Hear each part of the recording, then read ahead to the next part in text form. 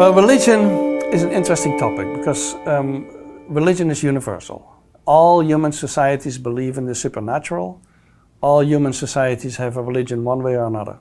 Religion has been a part of the human experience from the beginning. In fact, we can trace the origin of religious experience to before Homo sapiens.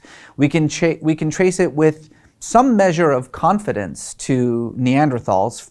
We can measure it with a little less confidence all the way to Homo erectus. So we're talking hundreds of thousands of years before our species even existed. Essentially, there has been no culture on Earth that has not invented some form of what could be termed metamagical thinking, attributing things that cannot be seen, faith-based belief systems, things of that sort. It's universal. Religious thinking is embedded in our cognitive processes. It is a mode of knowing. We're born with it. It's part of our DNA. The question then becomes, why? There must be some evolutionary reason for it. There must be a reason, some adaptive advantage to having religious experience or faith experience. Otherwise, it wouldn't exist. It makes perfect sense why they've evolved, because they're wonderful mechanisms for reducing stress. It is an awful, terrifying world out there where bad things happen and we're all going to die eventually. And believing that there is someone responsible for it, at least gives some stress-reducing attributes built around understanding causality. Religion starts from the view that we are torn between good and evil. There is definitely a good core, but it's permanently tempted. And so what the individual needs is a structure which will constantly try and tug a person back towards the best of themselves. Our current religions are just 2,000 or 3,000 years old, which is very young, and our species is much older. And I cannot imagine that, for example, 100,000 years or 200,000 years, our ancestors did not have some type of morality. Of course, they had rules about how you should behave, what is fair, what is unfair, caring for others. All of these tendencies were in place already, so they had a moral system. And then at some point we developed these present-day religions, which I think were sort of tacked onto the morality that we had. In societies with 1,000 people or several thousand or millions of people, we cannot all keep an eye on each other, and that's maybe why we installed religions in these large-scale societies where a God kept watch over everybody. And maybe they served to codify them, or to enforce them, or to steer morality in a particular direction that we prefer. And so instead of saying morality comes from God or religion gave us morality, for me that's a big no-no. People are good. If you look at the 7 billion people on this planet, just about 7 billion of them are really good. We can really trust them. Can we please learn something from Las Vegas? Learn something about gambling, right? We know how the odds work. We know the house always wins.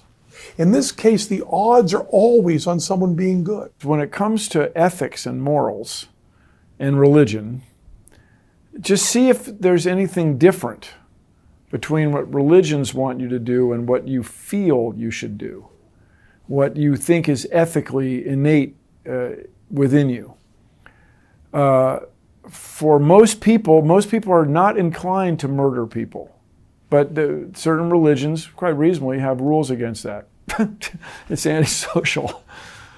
See if that comes from within you or it comes from outside of you, from without you. My understanding of spirituality is that this life that we've each been given, the very breath that we took and we're about to take, is a gift. That life is a gift, and how you respond to it, what you do with it, matters. It's not about literal facts or the unfolding of what happened in the life of Jesus of Nazareth. It's a story, because sometimes you need an explanation and sometimes you need a story. And a story is going to transform you, and symbols are going to transform you. You see this in our culture. Batman is a symbol. Go out on the street and look at how many men especially are wearing Batman shirts. It's a symbol. It's something that speaks to our psyche about the pain of a boy who lost his parents using his wound to become super and try and change his reality. That's a symbol. That's a Christ story. That's a hero's story. And we need those because it's not about, at the end of the day, winning a televised debate or finding DNA on the Shroud of Turin or proving his burial was here. And I've been to Israel. I studied in Jerusalem. They're like, he was crucified here. And then they're like, well, he was crucified here. Guess what? We didn't start writing that down until 150 years later because nobody gave a shit. It wasn't about that. It was about your inner transformation. Yours. I don't care how you get there. It can be photos from the Hubble telescope. It can be Buddhism, atheism, agnosticism, Catholicism. It doesn't matter. Who fucking cares? Whatever gets you there, because we're talking about something, an energy that you can feel and be quiet to and respect, but most importantly, you can flow with and dance with and feel and listen to and attune to. This idea somehow that faith and science are in opposition, I've always found to be complete insanity. Both are searching for the truth. Both have a sense of wonder and an expectation and exploration. They're each simply naming different aspects of the human experience. One thrives in naming exteriors, height, weight, gravitational pull, electromagnetic force. The other is about naming interiors, compassion, kindness, suffering, loss, heartache. They're both simply different ways of exploring different dimensions of the human experience. Science is about trying to get rigorous answers to questions about how nature works. And it's a very important process that's actually quite reliable if carried out correctly with generation of hypotheses and testing of those by accumulation of data, and then drawing conclusions that are continually revisited to be sure they're right. So if you want to answer questions about how nature works, how biology works, for instance, science is the way to get there. But faith in its proper perspective is really asking a different set of questions. And that's why I don't think there needs to be a conflict here.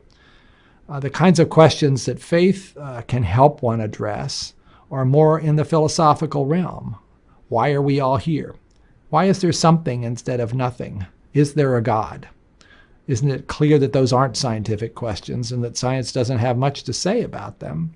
So the question is, if you have a religious tenet, if you hold a point of view that excludes something about modern science, I don't think the burden is on scientists or engineers to provide you a comfortable link. The link is for you. You have to reckon the facts, as we call them, with some belief system that is incompatible with it. And the example that I think everybody would eventually find ourselves discussing would be geology, the age of the Earth.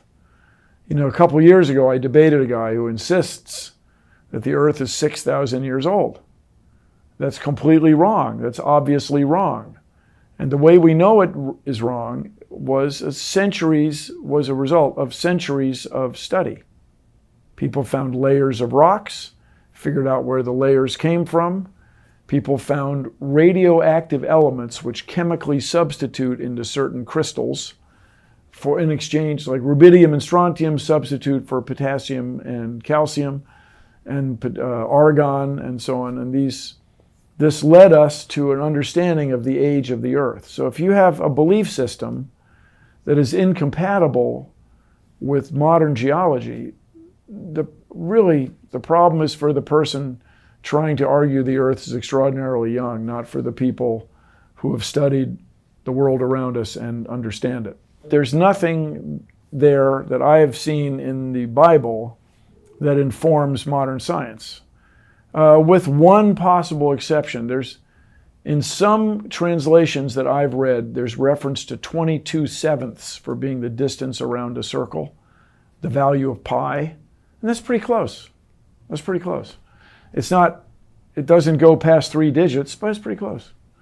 Okay, so the people who wrote the Bible were literate, but they were not literate in the modern scientific sense. So you have to reckon that, man. I can't get in there. The Earth's not 6,000 years old. Never gonna be. My study of genetics certainly tells me incontrovertibly that Darwin was right about the nature of how living things have arrived on the scene by descent from a common ancestor under the influence of natural selection over very long periods of time. Darwin was amazingly insightful given how limited the molecular information he had was. Essentially, it didn't exist. Now with the digital code of DNA, we have the best possible proof of Darwin's theory that he could have imagined. So that certainly tells me something about the nature of living things. But it actually adds to my sense that this is an answer to a how question, and it leaves the why question still hanging in the air. Why is it, for instance, that the constants that determine the behavior of matter and energy, like the gravitational constant, for instance, have precisely the value that they have to in order for there to be any complexity at all in the universe? That is fairly breathtaking in its lack of probability of ever having happened, and it does make you think that a mind might have been involved in setting the stage.